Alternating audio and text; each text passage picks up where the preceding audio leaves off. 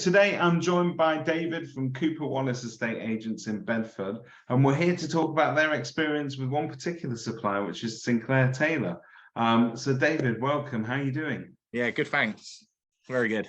Well, we talked off camera that you sort of had a busy start to the year, and we kind of know what happens when estate agents get busy. Some of the stuff that we'd love to spend our time doing sort of slips through our fingers at that point. And in particular, that can also come down to people that we've dealt with where we feel that we might be owed a fee. And yet we haven't got the time sometimes or the resources to chase it. You guys have been happily using Sinclair Taylor to sort of fix that end of the problem. Just take us through how you use it and how it's worked for you guys. Yeah, definitely. I've actually known Bill and the team there for probably over 10 years now. At my previous company now, obviously Cooper Wallace as well. So they've been very good in assisting us with collecting late payments and bad debts, as it were. So I've been liaising with them for a number of years, and it does take a lot of the headache away from it, because obviously in this job there's lots of different facets to it, and being able to follow up payments and stuff like that, you need to keep on top of them, and that's something that they do very well. And Bill's experience in not only the property industry, but also as well, obviously the legal aspect of it as well, is really invaluable when it comes to how we approach certain situations, and how and what's best to find the solution for those as well. So yeah, we found it really useful. I mean, this is a bit of a no-brainer solution because it doesn't actually sort of cost you anything to run it. But just talk to us about the ease of actually sort of integrating it with what you do. Is it simply sort of you keep them updated in terms of any withdrawn stock or anything like that, and they monitor it for you? Is that basically your plan? That's part of their process and offering as well. So there's two aspects to it. So one, they can obviously check our withdrawn properties to make sure there isn't any private sales where we may have introduced a buyer, or indeed the other side of it where you get someone who's introduced but then maybe goes then to view it through another agent, and we've been in sole agency on it, and obviously if they're under contract with us, we're entitled to our fee. So again, they can obviously check land registry and get records to ensure that basically we're getting paid for the job that we do. If we introduce a buyer to a property through our marketing means, then obviously under contract we're due a fee.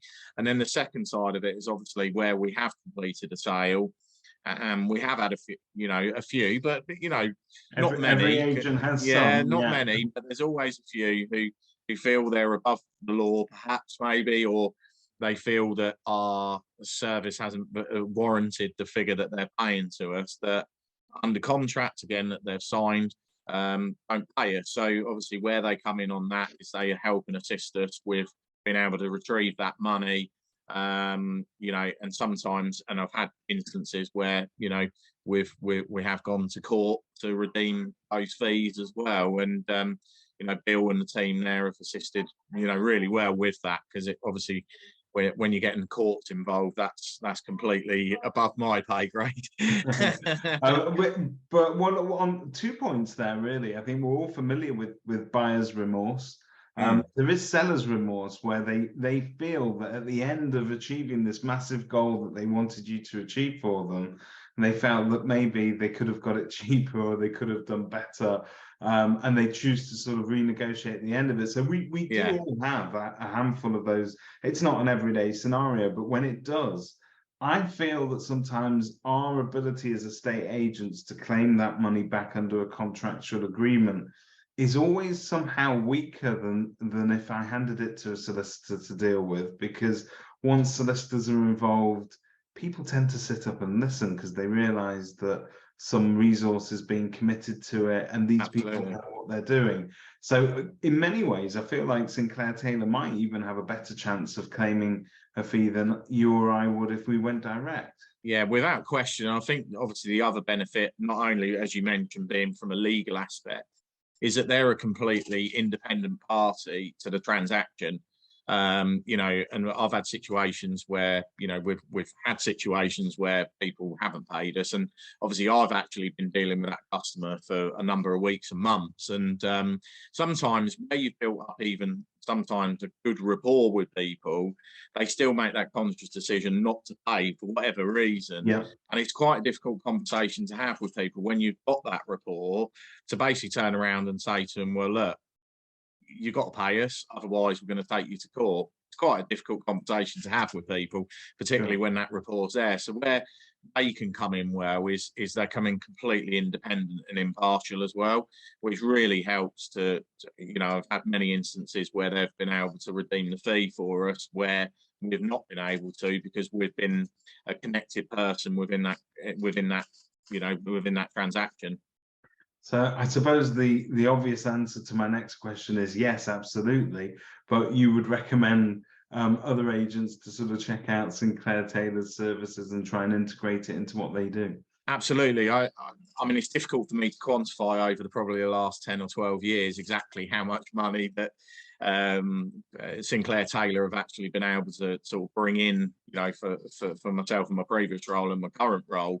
But in terms of value for money, you certainly get a good return on your investment, because even if it's just one, I think absolutely, if we took an average fee level, you know, it's a good few £1,000s in the bank that you wouldn't have seen otherwise. Yeah. Absolutely, yeah, and that's the thing, is it's some people disappear in the night, and you know, and there's no way for us as agents to be able to track and trace them, and to be able to send the correct you know, letters and informing of court proceedings to them. You know, we're estate agents at the end of the day. We're not barristers or solicitors, and that's where their expertise comes in, because if it's not for that intervention and for their expertise, there's a good chance we might not ever see that fee. So, you know, the savings that we've had over the course of, you know, the last 10 years plus dealing with them, you know, it's definitely worth the money.